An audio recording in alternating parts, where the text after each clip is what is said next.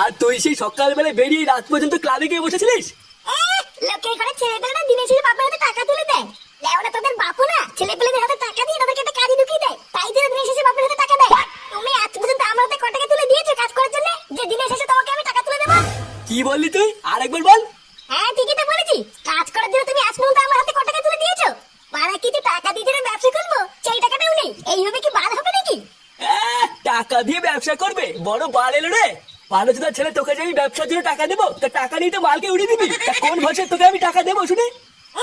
মাল কিনে দেবো কেন? হ্যাঁ তুমি একবার টাকা দিয়ে দেখো না আমি কি করি। দম থাকলে 50,000 টাকা দাও, আমি একটা ব্যবসা করবো, দেখি কেমন পারো। আচ্ছা যা, আমি যেভাবে হোক কালকের মধ্যে তোকে 50,000 টাকা জোগাড় করে দেবো। তারপর আমিও দেখবো দিনের শেষে তুই কি বাল করে আমার হাতে টাকা তুলে দিস। কি বলছে কি? তুমি আমাকে 50,000 টাকা দেবে? হ্যাঁ গো, তুমি এসব কি বলছো? তোমার মাথা ঠিক আছে তো? 50,000 টাকা